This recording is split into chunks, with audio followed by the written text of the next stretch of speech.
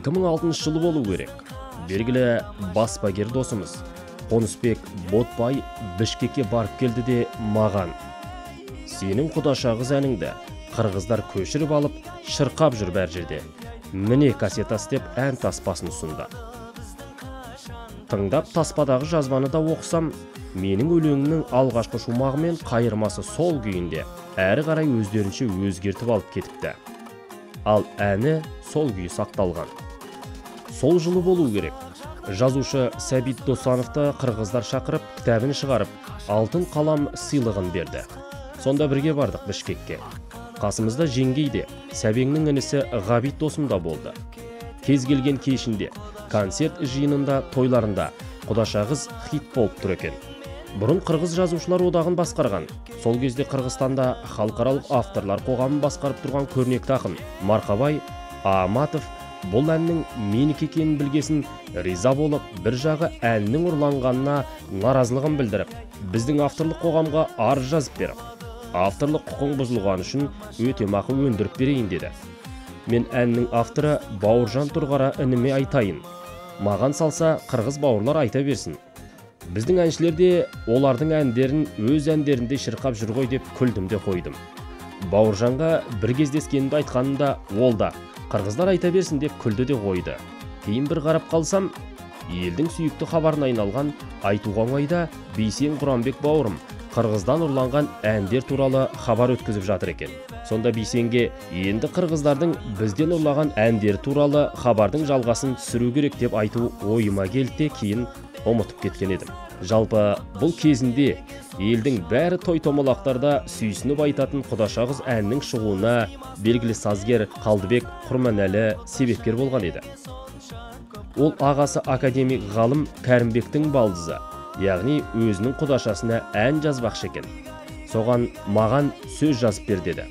Алдымен көрейік құдашаңды, жырға лайық па екен деп едім. Екеуміздің де қайдан шай ішеміз деп жүрген бойдақ кезіміз. Кәрімбектің үйіне ертіп барды. Жайнагүл деп танысқан құдашағыз еліктің лағындай қараторының әдемісі екен. Сызылып шай құйып беріп отырды. Құдашағызды солай бір-ақ рет көрдім. Қайтып жолымыз түйіспеді. Ал өлеңді бірден жазып бердім. Қалдыбек бұл әнді домбырамен халықтық дәстүрлі әуенде шырқады. Бірақ кейін 1996 жылы Керімсал атты тұңғыш кітабы шыққанда ақын ағам Исраил Сапарбайға бір данасын алып беріп, үйінен шығып келе жатсам, аулада белгілі композитор Бауыржан Тұрғара інім жолығып қалды. Ол қолымда кітапты көріп жабысты. Мен өзі жалғыз қалды, кейін беремін деп көнбедім. Сөйтсем ол Исраил ағасынан менің кітабымды сұрап алып кетіпті. Өзінің айтуынша, ол құдаша қызына құмартып жүрген кез екен. Әнде туа кетіпті.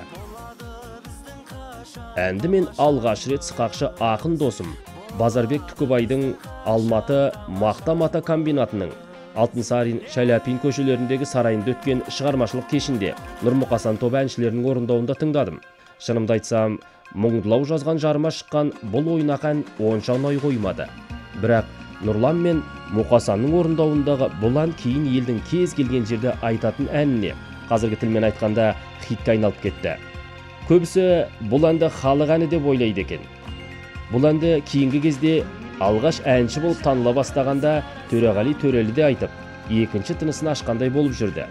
Хабар арнасындағы жетен Нұрмұқасан тобының әндері хабарында жас әнші Серік Ибрагимов те орындады. Бірақ әннің бағын ашқан Нұрмұқасан тобы болды. Әннің әйгілі болуы дегенде есіме түсіп отыр.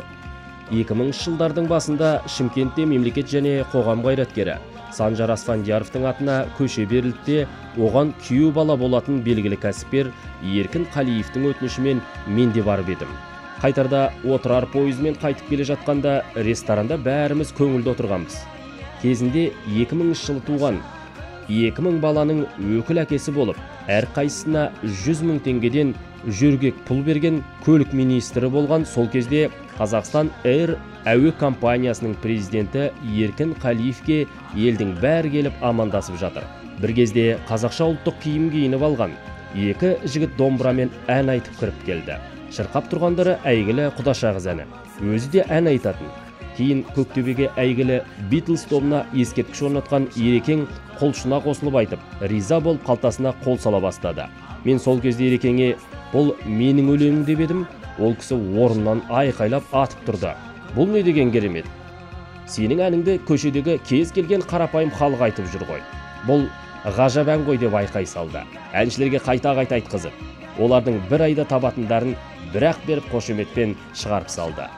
Ана бір жылы белгілі ақын марқұм Ибрагим Исаев ағамыз екеумізді сол кезде соттың атқару комитетінің төрағасы болып істеп жүрген Иса Момбаев шақырып, Атырауға бардық.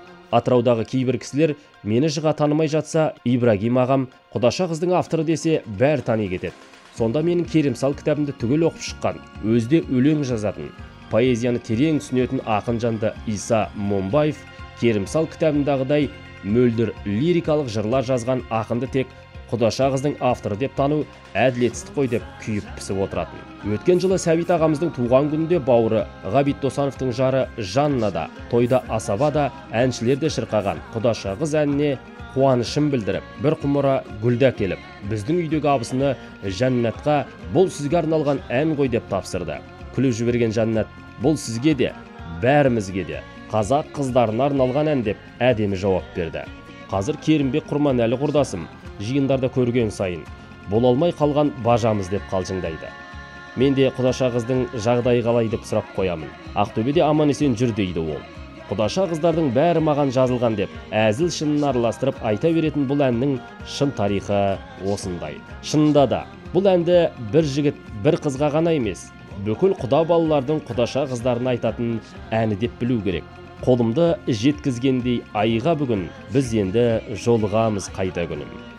Кездеспей кетсек егер бұдан кейін, әрдайым өз бағыңда жайна гүлім. Құдаша қыз ән видеосымен Фейсбуктағы парақшаларына салып, әсем әнмен таныс, авторына алғыс жобасымен талай әнді таныстырып жатқан және осы мақаланың жазылуына себепкер болған Ғазиз Оспановқа және Ерлан Төлеубай бауырларыма Алла жар болсын. Қазыбек Иса.